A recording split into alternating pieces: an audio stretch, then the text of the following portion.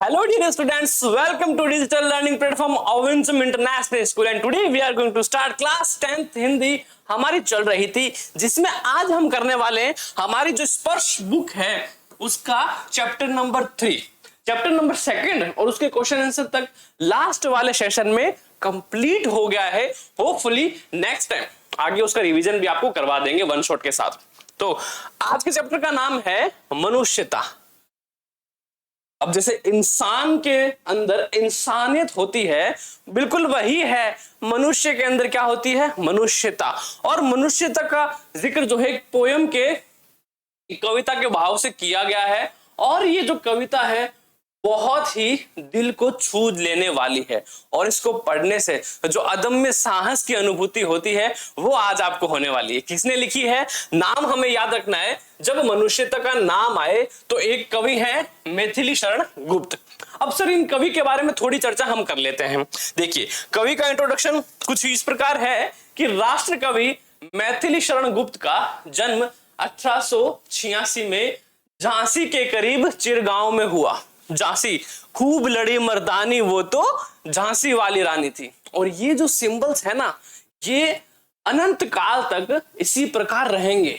देश के हीरो ने जिस प्रकार अंग्रेजों को देश से खदेड़कर बाहर किया था और जिस जिसका योगदान रहा उसमें, तो उनका जो साहस है उनके लिए जो हमारे मन में भाव है वो अनंत काल तक वैसे ही रहेंगे। और उनसे जुड़ा हुआ अगर एक भी कथ्य हमारे सामने आ जाए तो हमें उस पूरे वाक्यांश की अनुभूति हो जाती है।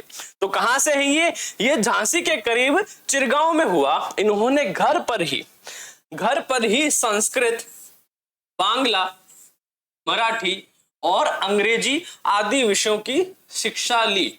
अब देखो ये भी हमारे जैसे रहे है ना, सेल्फ स्टडी पर ज्यादा फोकस करते हैं। तो इन्होंने घर पे ही संस्कृत सीख ली, बांग्ला सीख ली, मराठी के साथ साथ अंग्रेजी भी सीख ली। और मैथिली शरण गुप्त की एक राम भक्त कवि थे, है ना, एक राम भक्त कवि थे जिन्होंने अपनी कविताओं के माध्यम से भारतीय जीवन को प्रस्तुत करने का प्रयास किया है। भारतीय जीवन किस प्रकार कि लोगों का आपसी प्रेम जो है, इंसानियत जो है और मुसीबत के समय साथ देने की जो भावना है वही मनुष्यता है। और ये भारत के अलावा शायद ही कहीं और देखने को मिलती होगी। तो इसका बड़ा ही सुंदर वर्णन जो है वो मैथिली शरण गुप्त जी ने किया है। सो मैथिली शरण गुप्त जी ने अपनी कविताओं द्वारा खड़ी बोली को, अब देखो खड़ी बोली जो है ना हमेशा उस वे में यूज की जाती है जब हम किसी को मोटिवेट कर रहे हो, है ना। होता है ना अक्सर हम देखते हैं कि जो भी मोटिवेटर होता है या फिर जो किसी को मोटिवेट करता है तो हमेशा वो ऐसे शब्दों का और ऐसे वाक्यों का प्रयोग करता है जिससे सुनकर हमारे मन में एक अदम्य साहस और एक नई जिज्ञासा की अनुभूति होती है, जिससे हम क्या करते हैं कि वही काम को और निष्ठा और एक परस्पर कार्य के साथ करने की कोशिश करते हैं। तो उसी में अगर मैं आपको सामान्य भाषा में समझाऊं बताऊं तो जो खड़ी बोली है वो मोटिवेट करने के वे के रूप में यूज की जाती है, को एक काव्य भाषा के रूप में निर्मित करने का अथक प्रयास किया है। और हिंदी कविता के इतिहास में यह गुप्त जी का सबसे बड़ा योगदान है। और उनके काव्य में राष्ट्रीय चेतना, धार्मिक भावना और मानवीय उत्थान का भाव दिखाई देता है। और मानवीय उत्थान जो है वो हम आज की कविता जो हमारी मनुष्यता है उसमें हम देखने वाले हैं। वे भारतीय संस्कृति एवं इतिहास के परम भक्त हैं। जिस प्रकार हमें अपने भारतीय होने पर गर्व है और ये भी भारतीय इतिहास और इसकी संस्कृति के परम भक्त हैं और कभी भी वो इसकी प्रशंसा करने से नहीं चूकते। जब भी इनको मौका मिलता है तो उनकी प्रशंसा जरूर करते हैं। इसी कारण उनकी सभी रचनाएं राष्ट्रीय चार धारा से ओतप्रोत है, भरी हुई है। और साकेत, यशोधरा, जयद्रथ वध आदि मैथिली शरण गुप्त जी की प्रमुख कृतियां हैं। तो अगर हमसे पूछा जाए कि मैथिली शरण गुप्त जी की प्रमुख कृतियां कौन कौन सी है तो हमें बताना है साकेत, यशोधरा, जयद्रथ वध आदि। ये जो 3 रचनाएं हैं इंपोर्टेंट दी गई है ये है। भारत भारती के लिए मैथिली शरण गुप्त जी को महात्मा गांधी ने राष्ट्र कवि की पदवी दी और सन 1954 में भारत सरकार ने इन्हें पद्म भूषण से सम्मानित किया। तो मतलब ये एक स्टैंड तो रखते हैं, राष्ट्र कवि के रूप में इनको महात्मा गांधी जी द्वारा सम्मानित किया गया, और साथ ही साथ पद्म भूषण जो एक राष्ट्र के नागरिक के अवार्ड के रूप में जाना जाता है, और सबसे प्रसिद्ध अवार्ड है पद्म भूषण, है ना, जिसमें व्यक्ति को बहुत ही सम्मान पूर्वक नजरिए से पेश किया जाता है। विचार लो कि मरते हो न मृत्यु से डरो, कभी मरो परंतु यो मरो कि याद जो करे सभी, हुई न हो मृत्यु तो वृथा मरे वृथा जिए, मरा नहीं वही कि जो जिया न आपके लिए, वही पशु प्रवृत्ति है कि आप ही चरे, वही मनुष्य है कि जो मनुष्य के लिए मरे। अब इस कविता को सुना आपने, इस प्रकार से मैंने इसको बोलने की कोशिश है आपके सामने, आपको उसी तरह से उसको रिवाइज करना है। एक कविता को कविता के हिसाब से ही पढ़ा जा सकता है, हालांकि हम मैथिली शरण गुप्त जी का पूरा भाव प्रकट नहीं कर सकते, पर हम अपनी कोशिश में कोई कमी नहीं छोड़ेंगे। जब भी कविता का भावार्थ लिखना हो, हमें प्रसंग सबसे पहले लिखना अनिवार्य है, क्योंकि इसके नंबर हमें मिलते हैं। प्रसंग देखिए, प्रस्तुत पंक्तियां हमारी हिंदी पाठ्य पुस्तक स्पर्श से ली गई है।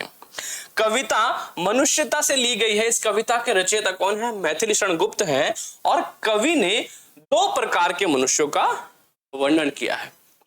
विचार लो कि मरते हो न मृत्यु से डरो, कभी मरो परंतु यो मरो कि याद जो करे सभी, हुई ना यो मृत्यु तो वृथा मरे वृथा जिए, मरा नहीं वही कि जो जियान आपके लिए। ध्यान से सुनना, मरा नहीं वही कि जो जियान आपके लिए, वही पशु प्रवृत्ति है कि आप ही चरे, वही मनुष्य है कि जो मनुष्य के लिए मरे। अंतिम लाइन देखिए आपने, वही मनुष्य है कि जो मनुष्य के लिए मरे। मनुष्यता पाठ का नाम था, और एक मनुष्य किस प्रकार का होना चाहिए, पशु प्रवृत्ति का ना हो, उस प्रकार की यहां व्याख्या की गई है। तो देखो भावार्थ देखो इसका कि प्रस्तुत पंक्तियों में कवि जो है मैथिली शरण गुप्त जी ने हमें मनुष्यता के लक्षणों से अवगत कराया है, साथ ही उन्होंने हमें इस सत्य से भी अवगत कराया कि मनुष्य अमर नहीं है। क्या नहीं है? मनुष्य अमर नहीं है, शरीर तो नश्वर है, एक न एक दिन नष्ट हो जाएगा, और जिस मिट्टी जल अग्नि वायु से बना है वापस उसी में मिल जाएगा। मनुष्य मरणशील है, इस बात को हमें स्वीकार करना चाहिए, तभी हमारे अंदर से मृत्यु का भय दूर होगा। एक न एक दिन मरना ही है, इसलिए जो काम हम सोच रहे थे करेंगे, क्यों ना उसको अभी से उसकी शुरुआत कर दी जाए, पता नहीं मृत्यु कब आ जाए, पर हमें अपने काम जारी रखने। कवि के अनुसार मनुष्य कहलाने का अधिकार उसी को है जो दूसरों के हित तथा दूसरों की खुशी के लिए जीता और मरता है, और ऐसे मनुष्य को मृत्यु के बाद भी उसके अच्छे कर्मों के लिए युगों युगों तक याद किया जाता है। इस परोपकारी मनुष्य मर कर भी, यानी इस प्रकार का जो परोपकारी मनुष्य है मर कर भी दुनिया में अमर हो जाता है। देश के शहीदों की बात ले लो, या फिर देश के अमर जवानों की बात ले लो, वीर योद्धाओं की बात कर लो, जो देश के लिए मर मिटे हैं, आज भी वो इतिहास में अमर हैं, उनको कोई नहीं भुलाए। तो इस प्रकार जो मैथिली शरण गुप्त जी हैं उसका व्याख्यान कर रहे हैं, और इस प्रकार से कर रहे हैं कि जो कविता पढ़कर आपके अंदर अदम्य साहस की अनुभूति होती है, और एक बिल्कुल सत्यता से आपका परिचय करवाती है। जबकि स्वार्थी मनुष्य केवल अपना भला व स्वार्थ सोचते हैं और खुद के लिए जीते हैं, ऐसे लोगों के मर जाने पर कोई उन्हें याद नहीं रखता। कवि के अनुसार ऐसे मनुष्यों एवं पशुओं में कोई अंतर नहीं है, क्योंकि पशु भी दूसरों के बारे में सोचे बिना केवल अपने हित के बारे में सोचते हैं और वैसे ही जीवन यापन करते हैं।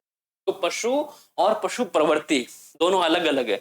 अब पशु है भी जीव, पशु भी जीव है ना, तो वो भी क्या करेगा, वो भी जो अपना परिवार है उसका ख्याल रखता है। बट पशु प्रवृत्ति जो है वो उस प्रकार की है कि सिर्फ अपने बारे में सोचना, दूसरों के बारे में ना सोचना, केवल खुद का हित देखना, दूसरों के हित के बारे में जरा भी ना सोचना। जो ऐसे मनुष्य हैं वो समाज के लिए उस प्रकार से हैं जैसे पशु प्रवृत्ति का इंसान होता है, बिल्कुल उसी प्रकार से हैं, जो स्वयं खुद के जीवन के बारे में सोचकर जो समाज है उसकी परवाह नहीं करते, और ऐसे मनुष्यों को मरने पर भी कोई याद नहीं करता, और उनकी जिस प्रकार से कोई भी एक प्रकार से हम क्या है वैल्यू, किसी प्रकार की कोई वैल्यू नहीं होगी। बट ठीक है, मर गया तो 2 मिनट का शोक बना लिया, उसके बाद सब खत्म।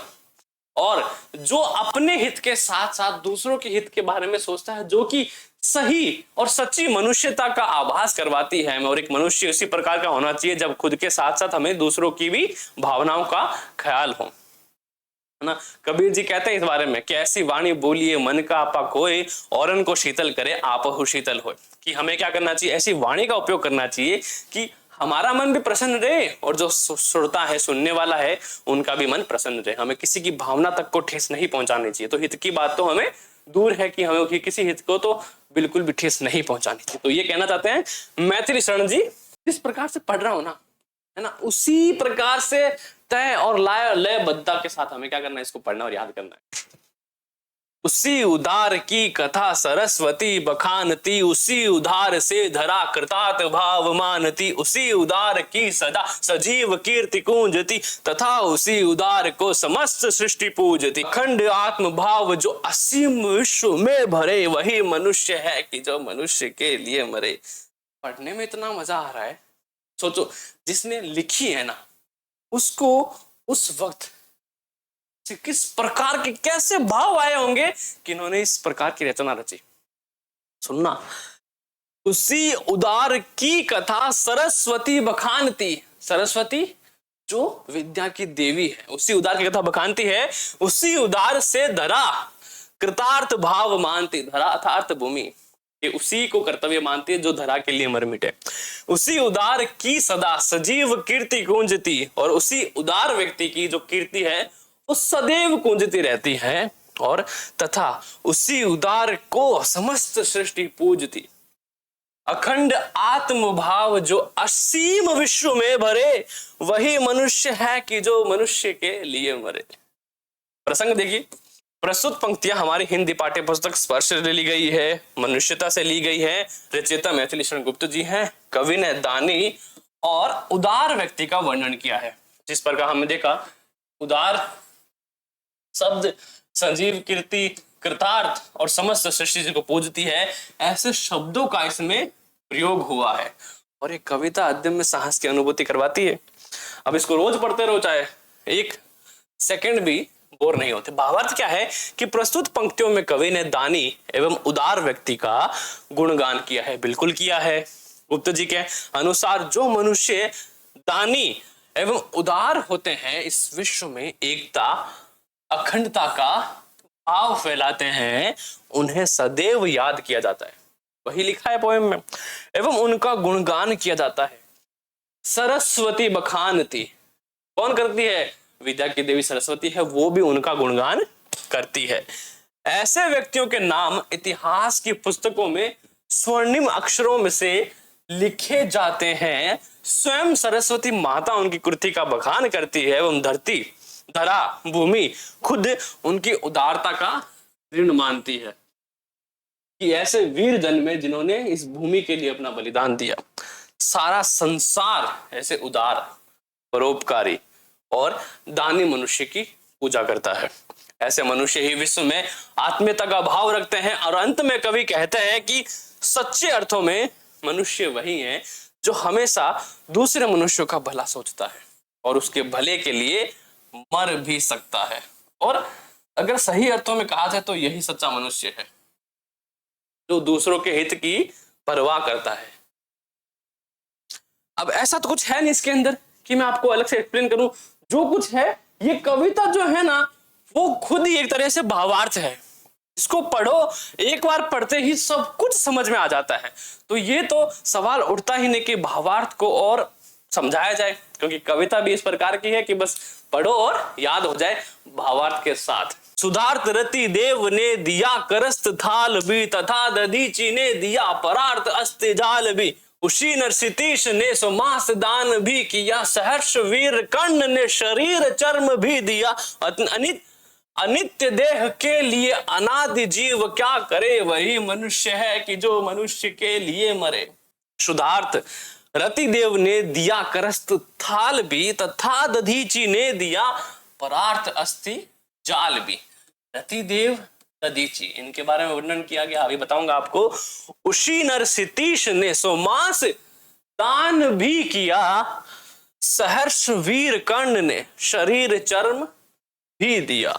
अनित्य देह के लिए अनादि जीव क्या करे, वही मनुष्य है कि जो मनुष्य के लिए मरे। प्रसंग वही, पंक्तियां क्षितिज से स्पर्श से ली गई है, मनुष्यता से है, रचयिता मैथिली शरण जी है, और कवि ने दधीचि ऋषि की एक पौराणिक कथा का उदाहरण प्रस्तुत किया है।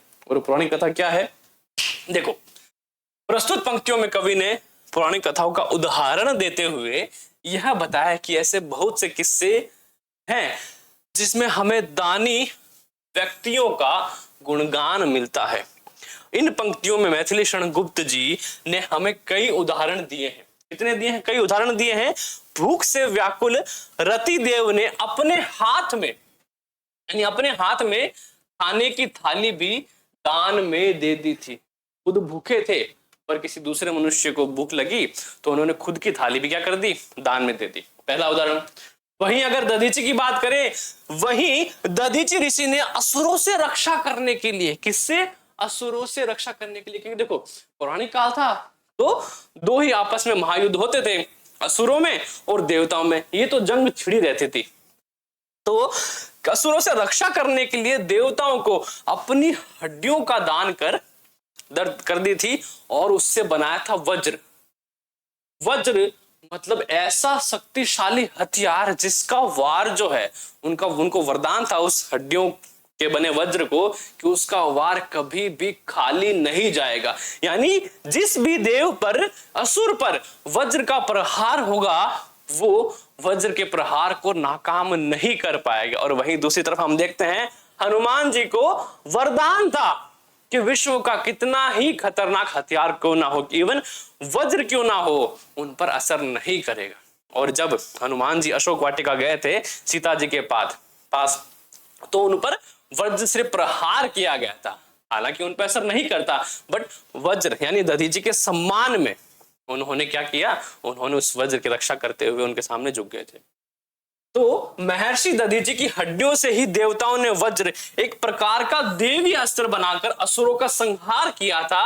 फिर एक कबूतर की रक्षा करने के लिए, जो कि आपने कक्षा 6-7 में पढ़ी होगी, जो कि गांधार देश के राजा थे, उन्होंने अपने शरीर का मांस काटकर उस कबूतर के वजन के बराबर उस बाज को दिया था। ये है दानी व्यक्ति के बारे में वर्णन। यहां तक कि दान मांगे जाने पर वीर कर्ण ने अपने शरीर से लगे हुए रक्षा कवच तक को दान कर दिया था। कर्ण के बारे में कहा जाता है कि महाभारत के युद्ध के समय कर्ण जो थे वो एक ऐसे योद्धा थे जिसको कोई भी परास्त नहीं कर सकता था।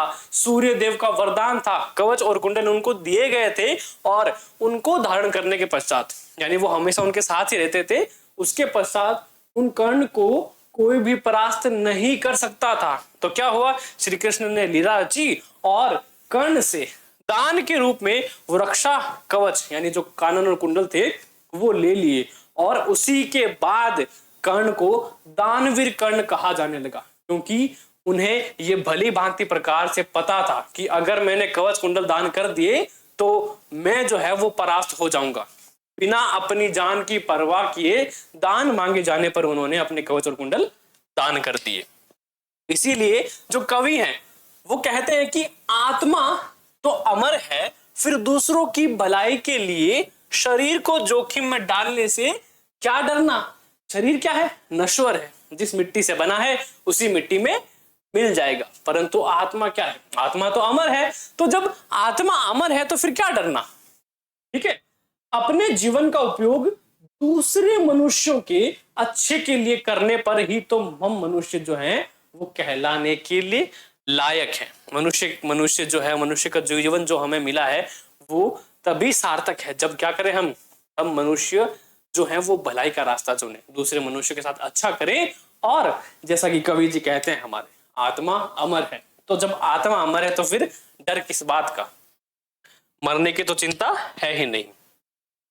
अगला देखिए, सहानुभूति चाहिए महाविभूति है यही, वशीकृता सदैव है बनी हुई स्वयं ही, विरुद्धवाद बुद्ध का दया प्रवाह में बहा, विनीत लोक वर्ग क्या न सामने झुका रहा, आहा वही उदार है परोपकार जो करे, वही मनुष्य है कि जो मनुष्य के लिए मरे। कविता देखो, प्रसंग हमेशा 3-4 लाइनें जो है वो समान रहेगी। कौन सी, कहां से लिया गया है, कवि जो है उनका नाम क्या है, और उस लाइन के बारे में थोड़ा सा परिचय। जैसे कि यहां तक गुप्त जी का है, पता है, और कवि ने मनुष्य के भावनात्मक जो गुण थे उनका वर्णन किया है। कवि कौन है? मैथिली शरण गुप्त है। हमें नाम याद रखना है, राष्ट्र कवि हैं, महात्मा गांधी जी से अवार्ड मिला है, पद्मश्री इनको मिल चुका है।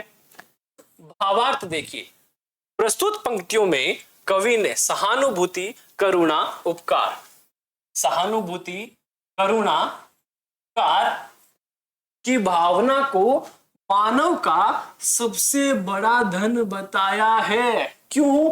क्योंकि इस धरती पर मनुष्य के अलावा जानवर भी बहुत सारे हैं, उनमें तो नहीं है सहानुभूति, करुणा, उपकार, नहीं है ना। मनुष्य जो है वो एक ऐसा जीव है जो अपने दिमाग का, अपने मस्तिष्क का पूर्ण उपयोग कर सकता है, यानी वार किए जाने पर भी दूसरों पर प्रहार ना करना, यह मनुष्यता का गुण है। गांधी जी कहते थे कि यदि कोई तुम्हारे एक गाल पे थप्पड़ मारे ना, उसके सामने दूसरा गाल आगे कर दो। इसका मतलब ये नहीं है वो यूं कह रहे कि मार खाते रहो, इसका मतलब ये है कि हमें जो सामने वाला व्यक्ति है उसके जो भाव है उसका हमें सम्मान करना चाहिए, हमें किसी को ठेस नहीं पहुंचानी चाहिए। तो जितना हो सके हमें जो जितना भी वार्तालाप है वो प्रेम पूर्वक करना चाहिए। जिस व्यक्ति में उपकार करने की भावना होती है वही धनवान कहलाने योग्य है असल में। और पैसे से धनवान नहीं बनता, पैसा जो है वो कागज की मुद्रा है और वही मनुष्य के द्वारा बनाई गई है। अभी पैसों का चलन है, रुपयों का चलन है, उससे पहले क्या था? उससे पहले क्रय विक्रय का सिस्टम नहीं था ना। तो क्या करते थे लोग? वस्तु विनिमय करते थे। क्या करते थे? वस्तु विनिमय का जो सिस्टम चलता था। अब उसमें क्या होता था कि वस्तु के बदले वस्तु दी या ली जाती थी। तो तब भी व्यापार चल रहा था, अब भी चल रहा है। बस मनुष्य ने क्या किया, अब एक उसको जो है एक मुद्रा का रूप दे दिया है ना, जिससे उसको नाप तोल में आसानी हो। वही धनवान कहलाने योग्य है। और ऐसे धनवान व्यक्ति तो स्वयं ईश्वर को भी अपने वश में कर सकते हैं। इसीलिए भजन सुना होगा, भगत के वश में है भगवान। बिल्कुल सही है। और यही कारण है कि भगवान बुद्ध ने जन कल्याण के लिए सामाजिक रूढ़िवाद का विरोध किया और दया को ही मनुष्य का असली आभूषण बताया। इसी वजह से लोग आज भी उन्हें पूजते हैं, भगवान बुद्ध। सांसारिक मोह माया को त्याग कर, उनके पास क्या नहीं था, सब कुछ था, ऐशो आराम, धन दौलत, आराम की जिंदगी, जो चाहिए सब मिलता। उसके बावजूद उन्होंने वो अपना जो शौर्य का जीवन था, जो धनवान वाला जीवन था, वो त्याग दिया और मानव हित और मानव कल्याण के लिए आगे पूरे जीवन काल कार्य किया। और क्या किया? भगवान की भक्ति करी।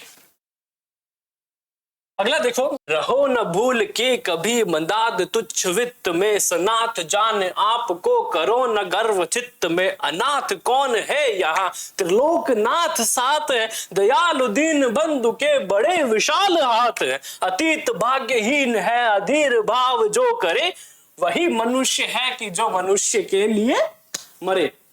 यहां सबसे प्यारी जो लाइन है ना, पढ़ने लायक, याद करने लायक और समझने लायक, सनाथ जान आपको करो न गर्व चित्त में, अनाथ कौन है यहाँ त्रिलोक नाथ साथ है। इस संसार में अनाथ कोई भी नहीं है, सब क्या है? सब भगवान के रचना है, सब सारी भगवान की रचना है। और अनाथ क्यों, कौन है यहाँ अनाथ? जब स्वयं जो त्रिलोक नाथ है वो आपके साथ है, तो फिर अनाथ क्यों कहें अपने आप? क्या है? हम भगवान के पुत्र हैं। प्रसंग बिल्कुल वही पाठ्य पुस्तक स्पर्श पाठ 3 से ली गई है और कविता मनुष्यता से ली गई है। इस कविता के रचयिता कौन है? मैथिली शरण गुप्त जी हैं और कवि ने हमें यह संदेश दिया है कि हमें कभी भी अहंकार जो है वो नहीं रखना चाहिए। क्या नहीं रखना चाहिए? अहंकार। अब अगर हम ध्यान से देखें तो हर एक पद में एक अलग जो भावना है वो कवि क्या करते हैं, वो व्यक्त करते हैं अपने काव्य कौशल से। सो भावार्थ देखिए, प्रस्तुत पंक्तियों में कवि ने हमें घमंड एवं अहंकार जैसी बुरी भावनाओं से दूर रहने को कहा है। उनके अनुसार इस संसार में कोई भी अकेला या अनाथ नहीं है। हर पल तीनों लोकों के स्वामी कौन? तीनों लोकों के स्वामी स्वयं हम सभी के साथ हैं। और कवि हमें कहता है कि कभी भी अपने यश, धन दौलत इत्यादि पर घमंड नहीं करना चाहिए और दूसरों की उपेक्षा की नजर से नहीं देखना चाहिए। क्योंकि देखो, एक कहावत है कि मनुष्य को यानी फिर हमें सदैव जो है वो दूसरे की थाल में घी जो है वो ज्यादा लगता है। ये मुहावरा है कि हमें हमेशा क्या लगता है, दूसरे की जो थाल है उसमें घी ज्यादा है। अब ये क्या है? ये मनुष्य का घमंड है, यश है, उससे अपने पर अभिमान है और वो सदैव क्या करता है, उसकी तुलना करता है दूसरों के साथ कि मेरे पास वो नहीं है, उसके पास ये है। परंतु यदि ध्यान से सोचा जाए तो आप तुलना अपने आप से कर सकते हैं। कैसे? आप ये सोचें कि आज से कुछ समय, एक निश्चित समय चुने और देखें आज से उस समय पहले आप क्या थे और वर्तमान में आप क्या हो। आपको पता लग जाएगा कि आप किस स्थिति में थे और आज किस स्थिति में हो। तो हमें अपने आप पर क्या होना चाहिए? गर्व होना चाहिए कि हमने जो एक लंबा रास्ता वो है तय किया है। ईश्वर की नजर में हम सब एक समान हैं। आगे कवि उन व्यक्तियों को अत्यंत भाग्यहीन मानते हैं जो संसार की चिंता में व्याकुल है और जिन्हें ईश्वर की उपस्थिति का जरा भी ज्ञान नहीं है। अब ये बात तो तय है कि ईश्वर जो है वो है, ईश्वर का अस्तित्व है। अर्थात अगर नहीं होता तो सोचो इस संसार की रचना किसने की, किसने ये सब जगत बनाया? यानी एक ऐसी कोई शक्ति है जिसने इन सब की रचना करी। और अब जब इन सब की रचना हुई है तो मतलब वो क्या है? वो इन तीनों लोगों का पिता है। क्या कहलाएंगे? वो त्रिलोकनाथ है हमारे साथ। तो फिर हमें क्या घबराने की जरूरत, जब स्वयं त्रिलोकनाथ जो है वो हमारे साथ है। और कविता में क्या खूब कहा गया है, अनाथ कौन है यहाँ, त्रिलोकनाथ साथ है।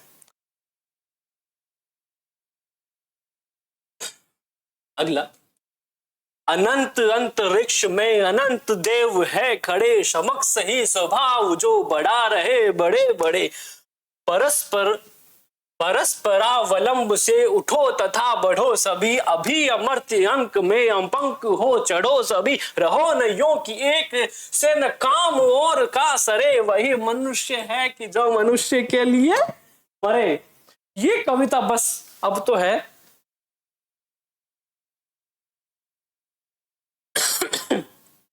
ये कविता जो है हमेशा के लिए, अगर कभी भी आपको जीवन में एक छोटा फील हो या फिर आपका जो साहस है आप में साहस ना हो या फिर कभी भी अकेला महसूस करो तो एक बार इस कविता को जरूर पढ़ना, है ना, मेरे कहने से।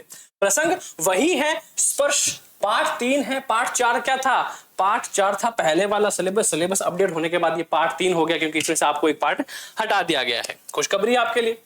तो मैथिली शरण गुप्त का ये है और कवि इन पंक्तियों के माध्यम से हमें एक दूसरे की सहायता करने का संदेश दे रहा। क्या कहा है? परस्परावलंब से उठो तथा बढ़ो सभी, अभी अमर्त्यांक में अपंक हो चढ़ो सभी, रहो न यो कि एक से न काम और का सरे, रहो ना यो कि एक से न काम और का सरे, वही मनुष्य है कि जो मनुष्य के लिए मरे। भावार्थ देखिए, प्रस्तुत पंक्तियों में जो कवि हैं हमें एक दूसरे की सहायता करते हुए उद्धार के रास्ते पर, उद्धार करना चाहिए लोगों का, के चलने का संदेश दे रहे हैं।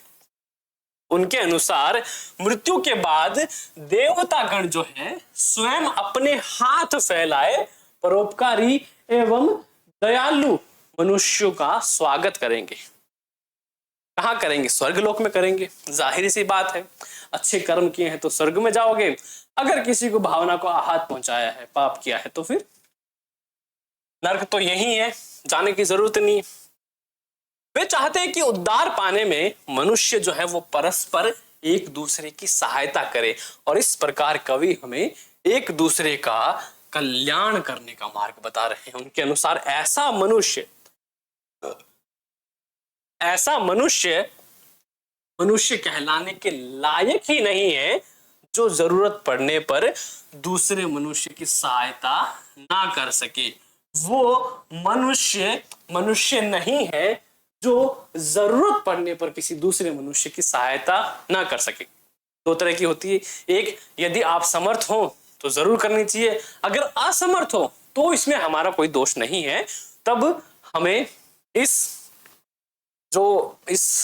भाव का जो आधार, इसका मतलब ये कहना नहीं है कि आप जब असमर्थ हो तभी करें, आप समर्थ हो तो हमें सहायता जरूर करनी चाहिए। और मनुष्य को कभी भी ऐसी सहायता नहीं चाहिए होती जिसमें कोई असमर्थ हो, जबकि मनुष्य का जो साथ है, एक दूसरे का साथ है, वही सबके लिए क्या है, सबके लिए बहुत बड़ा योगदान है। मनुष्य के साथ और उनकी भावनाओं का सम्मान ही मनुष्य की भावना और ईश्वर की भावनाओं का सम्मान है।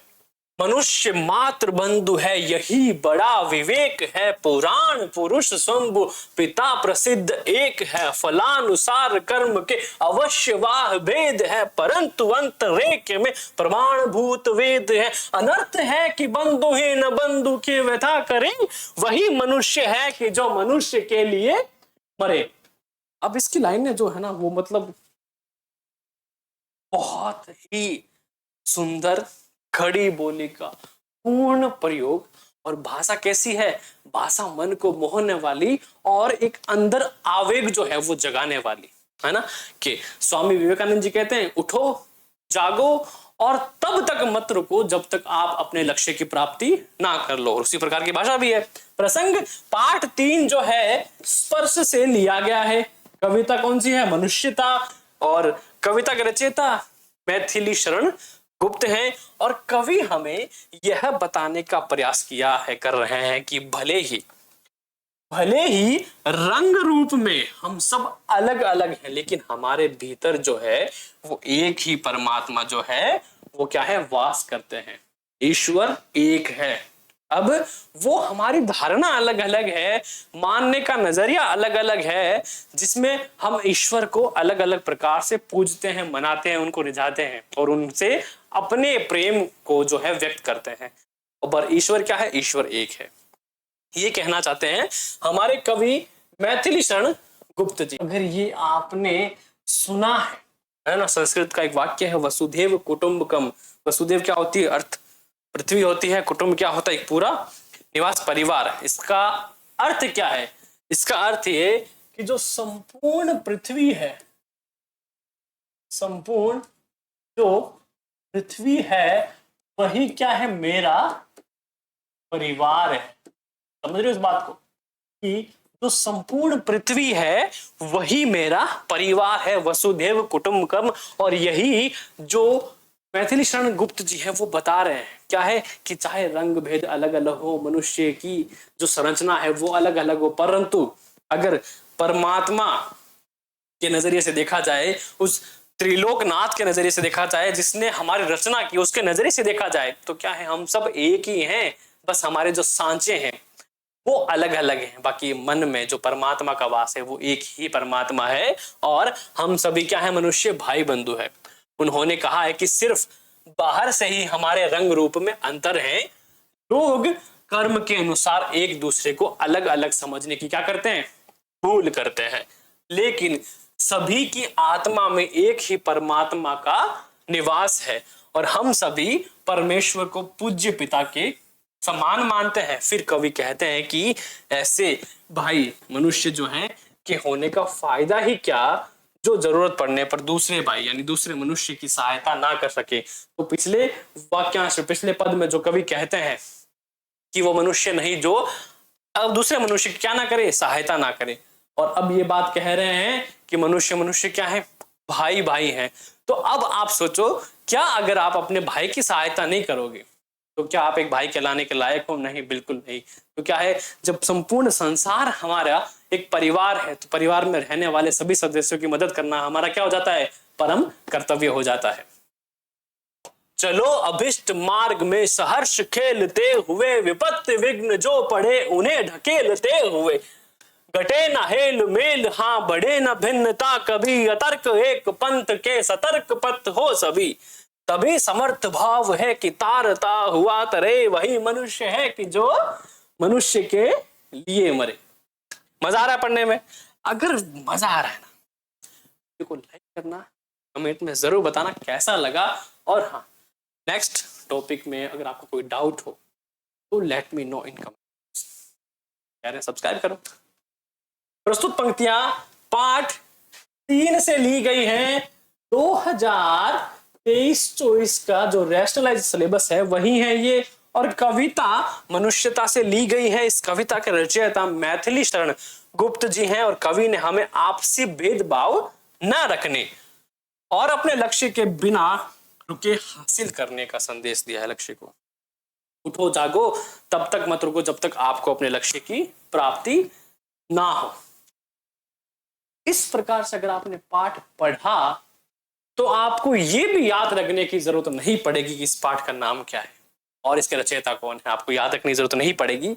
अगर आपको ये शब्द इनके याद है, एक एक शब्द जो है इनका वो एक अंगारे के समान है कि बस मन में जहन में क्या कर जाता है, एक अपना जो है संदेश छोड़ जाता है, एक मोहर छोड़ जाता है कि बस अब एक बार पढ़ लिया, हमें ताउम्र याद है, कभी हम नहीं भूलेंगे।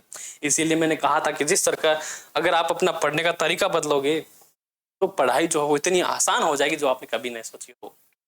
भावार्थ देखिए, प्रस्तुत पंक्तियों में कवि हमें अपने लक्ष्य के मार्ग पर बिना रुके निरंतर चलते रहने का उपदेश दे रहे हैं। और कवि कहते हैं कि रास्ते में जितनी भी बाधाएं आए उन्हें साहस पूर्वक पार करके हमें आगे बढ़ते रहना चाहिए, परंतु हमें ऐसा करते हुए आपसी भेदभाव को कभी भी बढ़ने नहीं देना चाहिए और आपसी भाईचारे को कम भी नहीं होने देना है। भाईचारा भी रखना है, भेदभाव नहीं करना है। और इसीलिए हमारे संविधान में एकता और पूरा जो देश है, अलग अलग तरह के लोग, धर्मों के लोग रहते हुए भी सब में क्या है, एकता है। यही एक सच्ची जो है वो मनुष्यता है आज जो हमें भारत में देखने को मिलती है। और आपसी भाईचारे को कम भी नहीं होने देना है। हमारी सामर्थ्यता तभी सिद्ध होगी, हमारी सामर्थ्यता जो है वो तभी सिद्ध होगी जब हम अपने साथ दूसरों का भी क्या करें, भला करें, और वही मनुष्य है। ऐसा करने पर हम सही मायनों में मनुष्य कहलाने के लायक हैं। मनुष्य का मतलब ही होता है क्या करना, अपने परिवार और कुटुंब की रक्षा करना। इस प्रकार हमें कवि ने परोपकार एवं भाईचारे के भावों को मन में रखकर हंसी खुशी जीवन जीने का संदेश दिया है। और अगर गहनता से सोचा जाए तो अगर जीवन में कितनी भी बड़ी समस्या हो, अगर आपके परिवार वाले अगर आपके सब साथ हैं तो कोई भी समस्या जो है वो बड़ी नहीं है, सब समस्याओं का हल है। और जब पूरा संसार ही हमारा परिवार है तो फिर हमें डर किस बात का, और मनुष्य की सहायता करने में संकोच किस बात का, जब हमें पता है हमारी आत्मा जो है वो क्या है, अमर है। शरीर तो नश्वर है, आएगा और मिट्टी में मिल जाएगा, नया शरीर मिलेगा और पुनर्जन्म होगा फिर से। मन और मनुष्यता। तो आज का जो हमारा सेशन है वो हम करते हैं यही समाप्त। अगले वीडियो में मनुष्यता जो पाठ है इसके हम प्रश्न उत्तर करने वाले हैं। तो क्या करना है आपको इस वीडियो को लाइक कर देना है, कमेंट करना है कि कैसा लगा, और हाँ साथ ही साथ इस वीडियो को अपने दोस्तों के साथ, सहपाठियों के साथ और जितने भी लोग हैं सबके साथ शेयर कर देना है। बने रहिए मेरे साथ। Stay tune on Winsome international school. Thank you so much for watching. जय हिंद।